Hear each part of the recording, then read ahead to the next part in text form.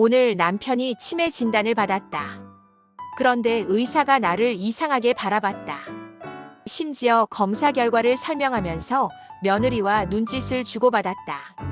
내가 뭔가 잘못한 사람인 것처럼, 아니, 남편을 이렇게 만든 장본인인 것처럼 대하는 눈빛이었다. 심장이 쿵 내려앉았다. 분명히 어제까지만 해도 남편은 혼자서 약도 챙겨 먹고 새벽이면 동네 뒷산을 산책하던 사람이었다. 그런데 오늘 아침 갑자기 내 이름도 기억 못하고 밥 먹은 걸 3번이나 물었다. 당황해서 병원에 왔는데 이렇게 빨리 치매라는 진단을 받게 될 줄은 몰랐다. 의사는 치매 초기라며 당분간 가족이 지켜보면서 관리해야 한다고 말했다. 그런데 그 말 끝에 며느리가 슬그머니 끼어들었다. 아버지가 요즘 이상하시더라고요. 그런데 어머니도 같이 검사 한번 해보시는 게 좋을 것 같아요. 그 말에 의사가 고개를 끄덕이며 나를 똑바로 바라봤다. 나를 왜 검사해야 하는지 이유도 듣기 전에 내 속에서 서늘한 기운이 퍼져나갔다. 집으로 돌아오는 차 안에서 며느리는 일부러 큰 소리로 말했다. 어머니, 아버지 병이 이렇게 된 게 혹시 생활 습관 때문은 아니겠죠? 요즘 뉴스 보면 부부가 서로 영향 많이 준다고 하던데요. 나는 아무 말도 하지 않았다.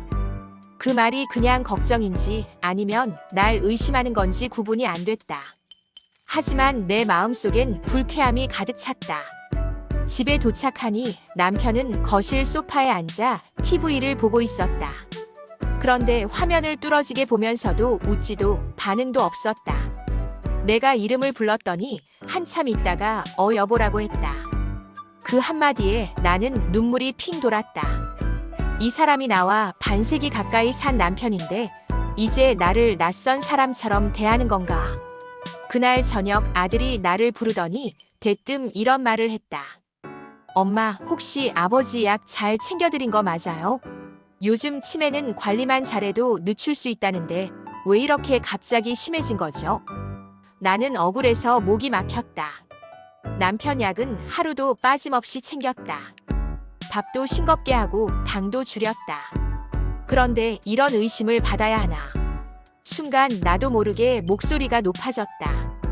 내가 집에 있어 봤어. 내가 하루 종일 어떻게 돌보는지 알아. 아들은 입을 다물었지만 그 침묵이 더 차갑게 느껴졌다. 그날 밤 잠을 이루지 못했다. 혹시 며느리와 아들이 무슨 계획을 꾸미는 건 아닐까? 요즘 재산 문제로 형제들끼리 싸웠다는 뉴스가 자주 나오지 않나. 우리 집도 남편 명의로 된 아파트와 시골 땅이 있다. 치매 판정이 나면 보호자 권한이 필요하고 그 보호자가 며느리나 아들이 될 수도 있다. 그럼 내 의견은 배제될 수 있다. 생각이 거기까지 미치자 등골이 오싹해졌다. 다음 날 아침 며느리가 갑자기 등기우편을 내밀었다. 어머니, 이거 보호자 지정 관련 서류래요. 아버지 상태가 안 좋아지기 전에 미리 해두는 게 좋대요. 나는 서류를 받지도 않고 부엌으로 들어갔다. 그러자 며느리가 문 앞까지 따라왔다. 어머니, 혹시 사인 안 하실 생각이에요? 나중에 아버지 상태가 더 안 좋아지면 절차가 더 복잡해져요. 그 말투가 꼭 내가 뭔가를 숨기고 있는 사람처럼 들렸다. 남편은 여전히 멍한 표정으로 거실에 앉아 있었다. 내가 옆에 앉아 손을 잡았지만 그는 미묘하게 손을 빼냈다.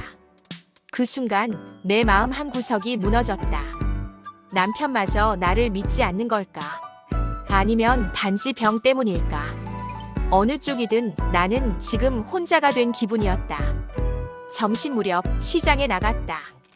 오랜 친구 순자 언니를 만났다. 언니는 내 얼굴을 보더니 놀라며 물었다. 너 무슨 일 있니? 얼굴이 다 상했네.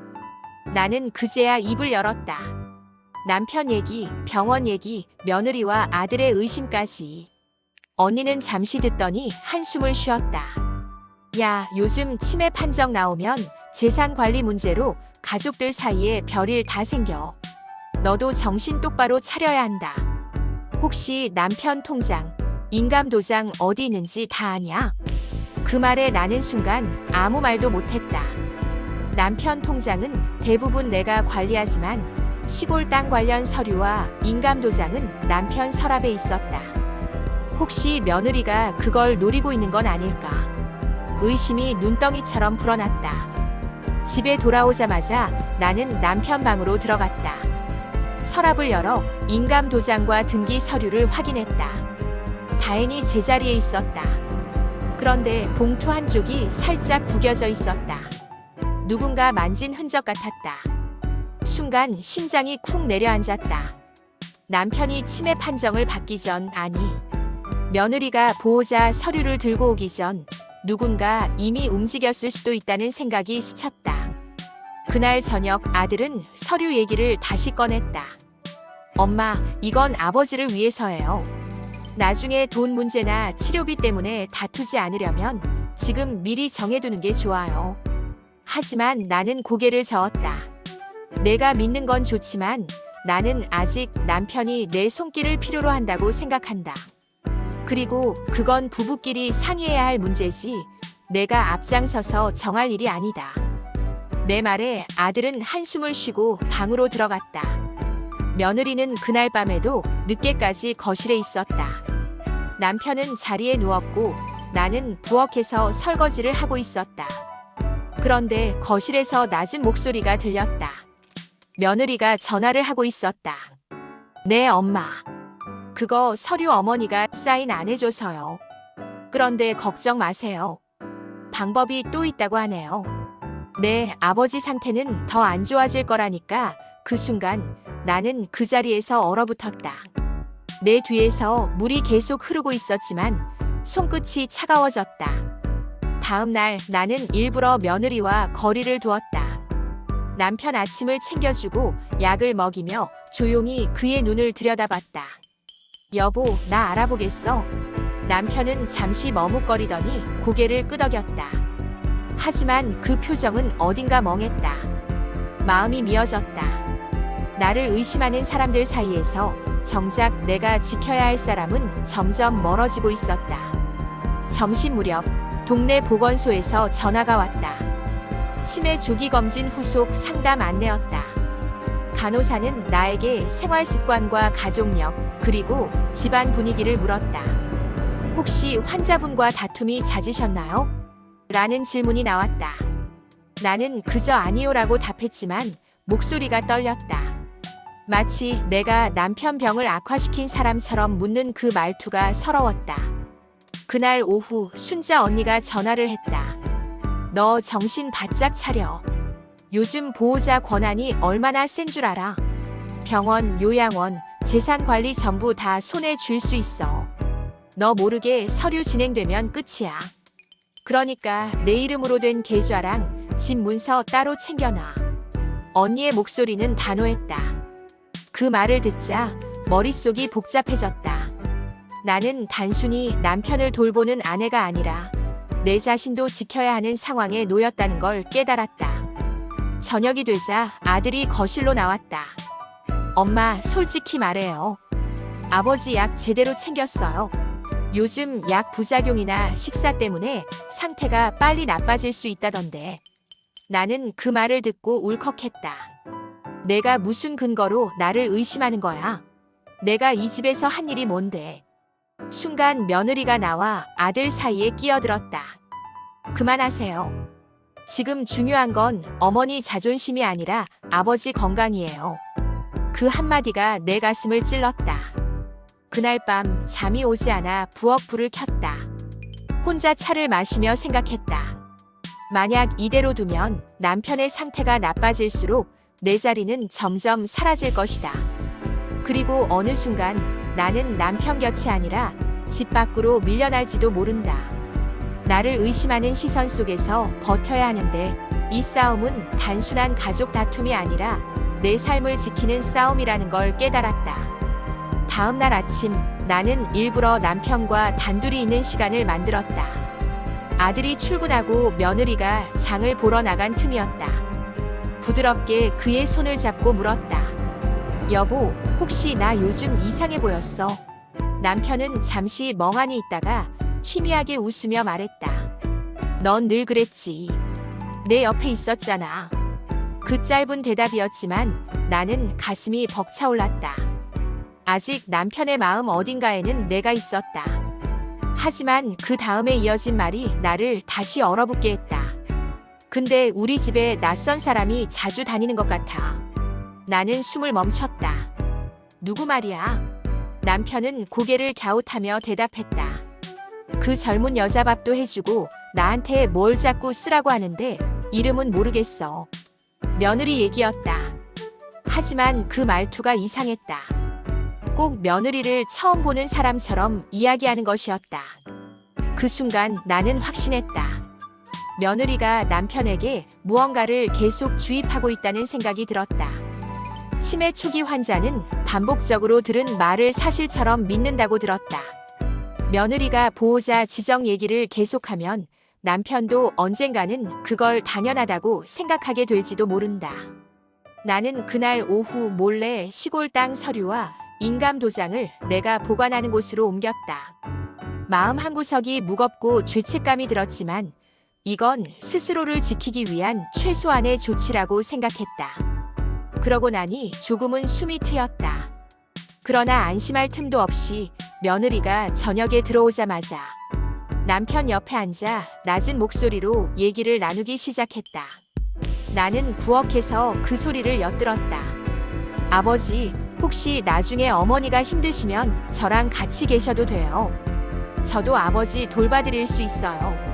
며느리의 말투는 다정했지만 그 속에 깔린 계산이 뻔히 보였다. 며칠 뒤 아들이 주말에 시간을 내서 나를 밖으로 불러냈다. 카페에 앉자마자 아들은 봉투 하나를 내밀었다. 안에는 요양원 안내 책자와 신청서가 들어있었다. 엄마, 이건 단기 요양 프로그램이에요. 아버지 상태가 안정될 때까지만이라도 보내드리면 어때요? 나는 분노가 치밀어 올랐다. 너 지금 무슨 말을 하는 거야? 내 아버지는 집에서 내가 돌본다. 아들은 곤란한 표정을 지으며 말했다. 엄마, 요즘 집안 분위기도 안 좋고 솔직히 아버지랑 어머니 둘 다 건강이 걱정돼요. 아버지 모시는 건 이제 전문기관이 하는 게 맞아요. 나는 그 말을 듣고 숨이 막혔다. 아들이 걱정하는 척하면서 사실은 나를 돌봄에서 배제하려는 의도가 보였다. 그날 밤 나는 오랫동안 창밖을 바라보았다. 요양원으로 남편이 가면 내 손에서 모든 결정권이 사라진다. 보호자 지정 서류도 쉽게 진행될 수 있다. 그리고 재산 문제는 며느리와 아들이 원하는 대로 흘러갈 것이다. 남편이 나를 믿어주지 않는 상황에서 나는 완전히 고립될 것이다. 다음 날 아침 순자 언니에게 전화를 걸어 상황을 털어놓았다. 언니는 단호하게 말했다. 지금부터 내가 해야 할 건 3가지야. 첫째, 남편의 의료 기록과 치료 과정을 전부 복사해둬. 둘째, 남편과 단둘이 있을 때 대화를 녹음해서 내가 얼마나 돌보고 있는지 증거를 만들어.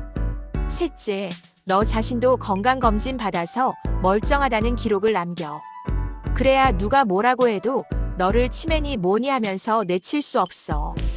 나는 그 말을 듣고 메모를 했다. 언니의 말이 하나하나 가슴에 박혔다. 그날부터 나는 남편 약을 챙길 때마다 날짜와 시간을 기록했다. 식사 사진도 찍어두었다. 남편이 나를 보고 웃는 순간, 내 이름을 부르는 순간까지 전부 휴대폰에 남겼다. 혹시라도 나를 돌보지 않았다고 누군가 주장할 때 이 기록들이 내 무기가 될 것이다. 며칠 후 며느리가 다시 보호자 지정 서류를 들고 왔다. 하지만 이번에는 나는 당당하게 말했다. 서명은 못해요. 대신 아버지 치료 과정과 생활 기록을 같이 정리해두죠. 그게 더 필요할 거예요. 며느리는 당황한 표정을 지었지만 곧 웃으며 말했다. 네, 어머니 뜻대로 하시죠. 그러나 그 웃음 속에는 뭔가 불길한 기운이 숨어 있었다. 나는 알고 있었다.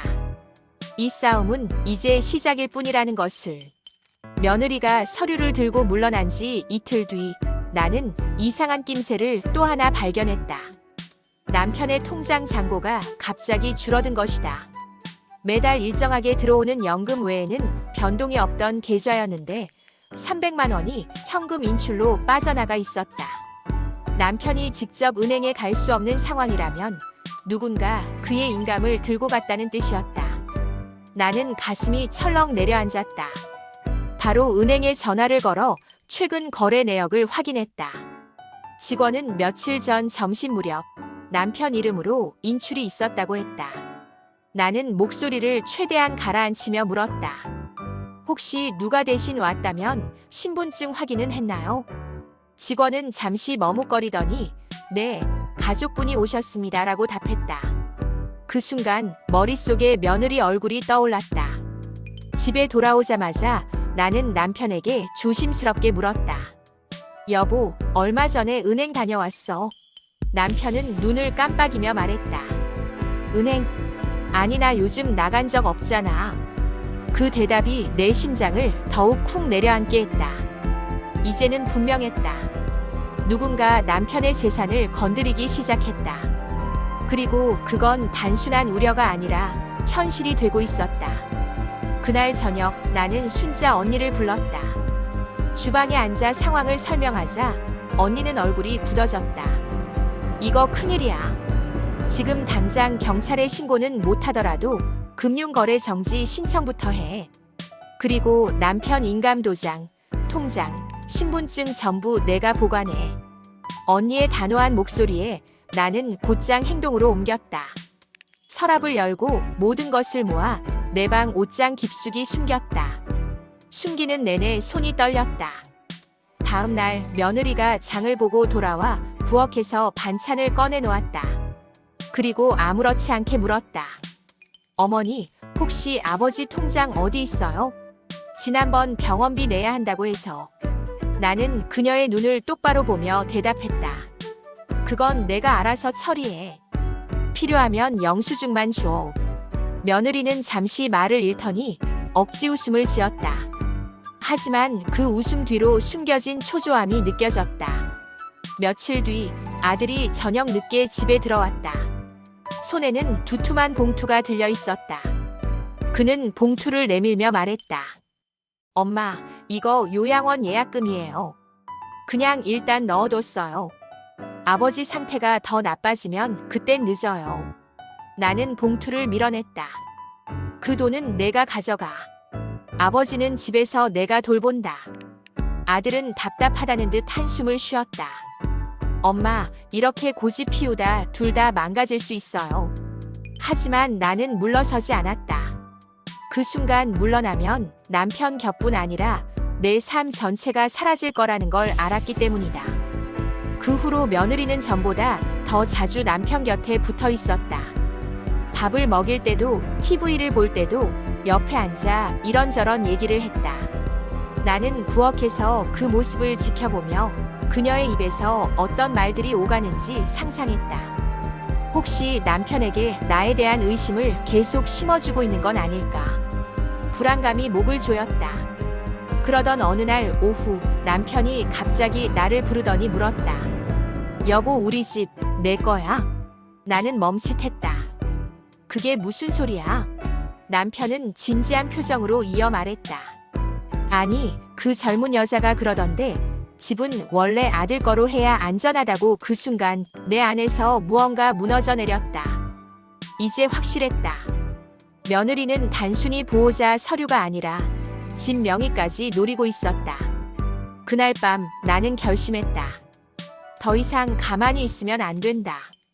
남편을 지키고 나 자신을 지키려면 먼저 움직여야 했다. 순자 언니가 말했던 3가지 조치 중 마지막 단계, 내 건강검진 기록을 남기기로 했다. 다음 날 아침 나는 병원에 가서 종합검진을 받았다. 그리고 결과지 첫 장에 인지기능 정상이라는 글자를 확인했을 때 가슴 한쪽이 조금은 가벼워졌다. 이 종이가 앞으로 나를 지킬 중요한 방패가 될 것이다. 건강검진 결과지를 손에 쥔 채 집으로 돌아오는 길 마음 한켠이 묘하게 든든해졌다. 하지만 동시에 이걸 어디까지 보여줘야 할지가 고민이었다. 아들과 며느리에게 당장 내밀면 오히려 경계심을 불러일으킬 수 있었다. 그래서 나는 결과지를 봉투에 넣어 서랍 깊숙이 숨겨두었다. 지금은 때를 기다려야 했다. 그날 저녁 남편이 부엌에 들어와 조심스럽게 말했다. 여보, 나 요즘 자꾸 헷갈려. 그런데 나 집에서 계속 살 수 있는 거지? 나는 그 순간 남편의 눈빛 속에 걸 봤다. 당연하지. 내가 당신 곁을 지킬 거야. 나는 단호하게 대답했지만 마음속에서는 한 가지 의문이 떠올랐다. 남편이 왜 이런 질문을 할까? 누군가 그의 귀에 불안을 심어놓은 게 분명했다. 며칠 후 시장에서 장을 보고 집으로 돌아오니 거실이 고요했다. 부엌에 들어가 보니 남편이 식탁에 앉아 며느리와 무언가를 쓰고 있었다. 종이와 펜이 놓여 있었고 남편은 힘겹게 서명을 하고 있었다. 나는 순간적으로 달려가 종이를 빼앗았다. 내용은 재산관리 위임장. 며느리 이름이 적혀 있었다. 이게 뭐야? 내 며느리는 태연하게 대답했다. 어머니, 아버지가 요즘 병원비랑 생활비 계산이 힘들어 하셔서 제가 좀 도와드리려고요. 법적으로 확실하게 하자는 거예요. 나는 종이를 반으로 접어 찢었다. 며느리 얼굴이 순간 일그러졌지만 곧 억지 미소를 지었다. 어머니, 너무 예민하게 생각 마세요. 다 아버지를 위한 건데 그 말투 속에서 차가운 속내가 느껴졌다. 그날 밤 아들이 내 방에 찾아왔다. 엄마, 왜 그렇게 까칠하게 구는 거예요? 아버지 상태가 이러면 누군가 도와야죠. 나는 조용히 대답했다. 도와주는 건 고맙지만 그게 내 아버지 재산을 건드리는 이유가 될 순 없어. 아들은 아무 말 없이 방을 나갔다. 그 뒷모습에서 나는 확신했다. 며느리 혼자가 아니라 아들도 이 일에 깊이 관여하고 있다는 것을. 다음 날 나는 순자 언니에게 다시 전화를 걸었다. 상황을 들은 언니는 단호하게 말했다. 지금부터 내가 해야 할 건 증거를 모으는 거야. 서류, 통장 거래 내역, 대화 녹음 전부. 그리고 변호사한테 상담을 받아. 괜히 가족이라고 감정에 끌려가면 나중에 더 크게 당한다. 언니의 말에 나는 마음을 굳혔다. 그 후 며칠 동안 나는 조용히 움직였다. 은행에서 남편 계좌의 최근 거래 내역을 모두 발급받았고 병원 진단서 사본도 챙겼다. 남편과의 대화는 휴대폰 녹음기를 켜고 나눴다. 하루하루가 긴장의 연속이었지만 무언가를 준비하고 있다는 사실이 나를 버티게 했다. 그러던 중 남편의 상태가 갑자기 악화됐다. 아침에 일어나자 그는 나를 보며 당신 누구야? 라고 물었다. 순간 눈물이 쏟아질 뻔했지만 꾹 참았다. 아들이 바로 그 틈을 파고들었다. 엄마, 이래서 요양원 보내자고 한 거예요. 더 이상 미룰 수 없어요. 며느리도 맞장구를 쳤다. 어머니, 아버지가 이렇게 힘들어 하시는데 전문가 손에 맡겨야죠. 하지만 나는 고개를 저었다. 아니, 내가 할 수 있는 데까지는 내가 지킬 거야. 내 목소리는 단호했지만 속으로는 두려움이 몰려왔다. 남편이 나를 완전히 잊어버린다면 나를 지켜줄 사람은 아무도 없게 된다. 그 순간 내가 준비해둔 증거와 기록이 언젠가는 내 유일한 무기가 될 거라는 걸 절실히 느꼈다. 그날 밤 나는 남편 옆에 누워 조용히 손을 잡았다. 그 손이 예전처럼 힘있게 나를 잡아주진 않았지만 아직은 따뜻했다. 그 온기가 사라지기 전에 나는 반드시 이 싸움에서 이겨야 했다. 이틀 뒤 며느리가 또다시 움직였다. 이번에는 동사무소에서 발급받은 위임장 작성 안내서를 들고 왔다. 그녀는 남편 옆에 앉아 부드러운 목소리로 말했다. 아버지, 이건 나중에 편해지시라고 하는 거예요. 어머니도 힘드시잖아요. 나는 부엌에서 그 말을 듣는 순간 모든 혈액이 식어버리는 것 같았다. 나는 아무 말 없이 거실로 나가 안내서를 집어들었다. 그리고 차갑게 말했다. 이건 필요 없어. 남편 일은 내가 끝까지 책임질 거니까. 며느리는 억울한 표정을 지으며 아들에게 눈짓했다. 아들은 한숨을 쉬며 말했다. 엄마, 제발 좀 현실을 보세요. 지금 상황을 감당할 수 있다고 생각하세요? 나는 대답 대신 건강검진 결과지를 꺼내 테이블 위에 올려놨다. 이게 내 현실이야. 난 멀쩡해. 그리고 끝까지 아버지 곁을 지킬 거야. 순간 며느리 얼굴이 굳었다. 아들은 아무 말도 하지 못했다. 그날 이후 그들은 노골적으로 나를 설득하려는 행동을 줄였다. 대신 남편과 단둘이 있는 시간을 늘리려 했다. 나는 그걸 막기 위해 하루 종일 남편 곁에서 떨어지지 않았다. 그러나 상황은 계속 악화됐다. 남편의 기억은 하루가 다르게 무너져갔다. 때로는 나를 여보라고 불렀다가 다음 순간엔 누구세요? 라고 했다. 마음이 찢어졌지만 나는 흔들리지 않으려고 애썼다. 나를 믿지 못하는 주변 사람들 속에서 오직 내 자신만이 나를 지켜야 한다는 걸 알고 있었으니까. 어느 날 순자 언니가 집으로 찾아왔다. 남편을 안방에서 재우고 부엌에 앉아 차를 마시며 언니는 말했다. 이제 마지막 준비를 해야 해. 내가 모든 증거를 모아뒀으니 변호사와 상담해서 법적으로 내 위치를 확실히 해둬. 나는 고개를 끄덕였다. 그날 저녁 나는 로펌에 전화를 걸어 다음 날로 상담 예약을 잡았다. 상담 당일 변호사는 내 기록들을 차례로 훑어봤다. 그리고 말했다.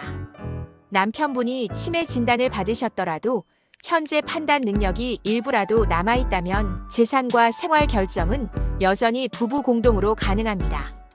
그리고 부인께서 돌봄 기록과 건강 기록을 이렇게 갖추고 계신다면 법적으로도 보호자 권한을 충분히 주장할 수 있습니다. 그 말에 내 어깨가 조금 풀렸다. 하지만 변호사는 이어서 경고했다. 다만 남편분의 상태가 더 악화되면 법원이 후견인을 지정하게 될 수 있습니다. 그 과정에서 가족 간 분쟁이 생기면 복잡해질 수 있으니 미리 대비하세요. 집으로 돌아오는 길 나는 마음을 굳혔다. 이제는 방어만 해서는 안 된다. 내가 먼저 움직여야 했다. 남편과 단둘이 있을 때 나는 차분히 물었다. 여보, 우리 앞으로도 이 집에서 같이 살자. 그게 좋지? 남편은 잠시 생각하더니 고개를 끄덕였다. 그 순간 나는 재산과 집 명의를 건드릴 수 없다는 의사를 담은 문서를 준비하기로 했다. 며칠 뒤 나는 공증사무소를 찾아갔다. 그리고 변호사 조언대로 현 거주지와 재산에 대한 처분은 부부 공동 결정을 원칙으로 한다는 문서를 작성하고 남편과 함께 서명했다. 남편이 서명하는 동안 손이 조금 떨렸지만 눈빛은 또렷했다. 그 모습을 보며 나는 눈시울이 뜨거워졌다. 그날 저녁 며느리와 아들에게 그 문서를 보여줬다. 이제 불필요한 얘기는 하지 말자. 아버지는 여기서 나랑 같이 지낼 거야. 며느리는 입술을 깨물었고 아들은 아무 대답도 하지 않았다. 잠시 침묵이 흐른 뒤 며느리는 억지 미소를 지었다. 네, 알겠습니다. 하지만 나는 그 미소 속에 여전히 포기하지 않은 눈빛이 숨어 있는 걸 봤다. 싸움은 끝난 게 아니었다. 다만 내가 주도권을 되찾았을 뿐이었다. 그날 밤 남편이 내 손을 꼭 잡았다. 여보, 나 아직 괜찮지? 나는 눈물을 참으며 말했다. 응, 아직 괜찮아. 그리고 괜찮을 거야. 내가 지킬 거니까. 그 순간 나는 확신했다. 어떤 일이 있어도 이 집과 남편 그리고 나 자신을 끝까지 지켜내겠다고. 한동안 집안은 조용했다.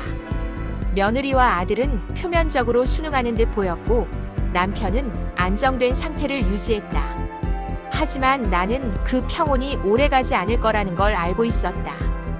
고요할수록 그들은 다른 방법을 찾고 있을 테니까. 그리고 예상은 틀리지 않았다. 어느 날 오후 집에 돌아오니 남편이 혼자 거실에 앉아 있었다. 옆에는 모르는 남자가 서류 가방을 들고 있었다. 안녕하세요. 공증사무소에서 왔습니다. 오늘 위임장 공증 예약하셨죠? 순간 머리가 하얘졌다. 나는 단호하게 말했다. 그 예약 취소됐습니다. 남편 건강 상태 때문에 진행 못해요. 남자는 당황한 표정으로 멀뚱히 서 있다가 결국 가방을 들고 돌아갔다. 그날 저녁 아들이 들어와 내게 따졌다. 엄마, 왜 그렇게 막아요? 아버지 일은 빨리 정리해야 해요.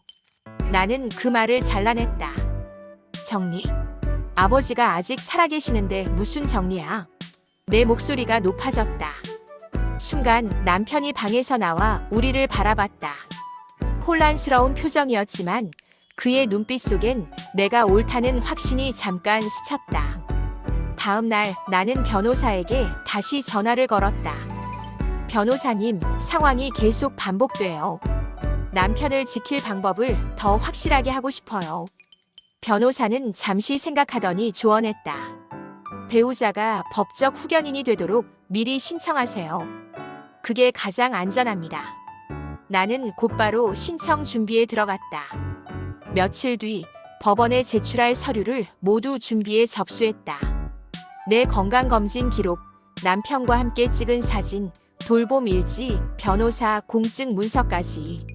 모든 게 나를 위해 그리고 남편을 위해 쌓아 올린 방패였다. 서류를 접수하고 돌아오는 길 나는 이상하게도 가슴이 한결 가벼워졌다. 비록 싸움은 끝나지 않았지만 이제는 더 이상 두려움에 휘둘리지 않을 수 있었다. 나는 준비돼 있었다. 그날 밤 남편이 내 손을 잡고 중얼거렸다. 여보 고마워. 그 목소리는 희미했지만 나에 대한 믿음이 담겨 있었다. 나는 그의 손을 꼭 쥐며 속으로 다짐했다. 이 싸움 끝까지 내가 이긴다. 후견인 신청이 접수된 지 일주일 뒤 법원에서 연락이 왔다. 신문 기일이 잡혔다며 날짜와 시간을 알려줬다. 나는 서류를 다시 한번 정리하고 혹시 모를 질문에 대비해 답변을 준비했다. 머릿속엔 한 가지 생각뿐이었다. 이번에 확실히 끝을 내야 한다. 신문 당일 법정 대기실에서 며느리와 아들을 마주쳤다. 며느리는 억지 미소를 지으며 인사를 건넸지만 그 눈빛은 여전히 날카로웠다. 아들은 아무 말도 하지 않았다. 대신 며느리가 먼저 말을 꺼냈다. 어머니, 이런 것까지 하실 줄은 몰랐네요. 나는 차갑게 대답했다. 내가 몰랐던 건 내가 포기 안 한다는 거야. 재판장은 남편의 현재 상태, 내가 돌본 기간, 재산 상황에 대해 하나하나 물었다. 나는 떨리는 마음을 숨기고 차분히 대답했다. 변호사가 준비한 자료와 함께 내가 직접 작성한 돌봄 일지와 병원 진단서가 증거로 제출됐다. 그리고 결정적인 순간이 왔다. 재판장이 남편에게 물었다. 배우자분을 신뢰하시고 앞으로도 함께 거주하며 돌봄을 받기를 원하십니까? 남편은 잠시 나를 바라보더니 또박또박 말했다. 네. 여보는 나를 지켜줄 사람이에요. 그 한마디에 내 눈가가 뜨거워졌다. 신문은 예상보다 빨리 끝났다. 재판장은 후견인 지정 결정을 한 달 안에 내리겠다고 했다. 대기실로 돌아온 나는 숨을 크게 내쉬었다. 며느리와 아들은 아무 말 없이 자리를 떴다. 그 뒷모습이 예전보다 훨씬 무겁게 느껴졌다. 집으로 돌아와 남편에게 따뜻한 죽을 끓여주며 말했다. 이제 조금만 기다리면 돼. 우리 끝까지 같이 있을 거야. 남편은 조용히 웃었다. 비록 그 웃음 속에서 기억의 공백이 보였지만 여전히 나를 향한 신뢰가 남아있었다. 그날 밤 나는 서랍 속에 있는 모든 서류를 다시 한번 꺼내봤다. 공증 문서, 후견인 신청서, 건강 기록, 녹음 파일들, 그 모든 것이 내 손끝에서 차갑게 빛났다. 마치 전쟁터에서 쓰는 무기 같았다. 그리고 마음속으로 다시 다짐했다. 내 남편, 내 집, 내 인생 누구에게도 빼앗기지 않는다. 후견인 결정이 내려오기까지 한 달은 길고도 조용했다. 겉으로는 평화로웠지만 나는 느낄 수 있었다. 며느리와 아들이 여전히 무언가를 준비하고 있다는 기운을. 그러던 어느 날 아들이 불쑥 말했다. 엄마, 아버지 요즘 더 힘들어 보이세요. 차라리 병원에서 장기 입원하는 게 좋지 않을까요? 그 말투는 조심스러운 척했지만 속내가 훤히 보였다. 나는 부드럽게 미소 지으며 대답했다. 걱정 고마워. 하지만 내 아버지는 집에서 편안하게 지내길 원해.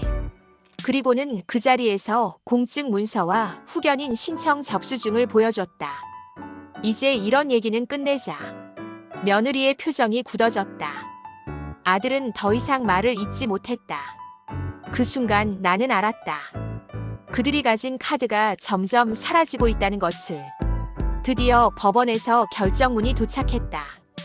배우자를 법정 후견인으로 지정한다. 그 문장을 읽는 순간 숨이 멎을 듯했다. 손끝이 떨리고 눈물이 차올랐다. 오랜 싸움이 끝났다는 안도감과 앞으로도 지켜야 할 책임감이 동시에 밀려왔다. 남편은 결정문을 보더니 미소 지었다. 여보, 이제 괜찮은 거지? 나는 고개를 끄덕이며 그의 손을 꼭 잡았다. 응, 이제 괜찮아. 아무도 우리를 갈라놓지 못해. 그날 밤 창밖에서 바람 소리가 들려왔다. 마치 길고 긴 폭풍이 지나가고 다시 고요가 찾아온 듯했다. 하지만 나는 알고 있었다. 인생이라는 건 언제든 또 다른 폭풍을 몰고 올 수 있다는 것을. 그래도 괜찮았다. 나는 이미 증명했다.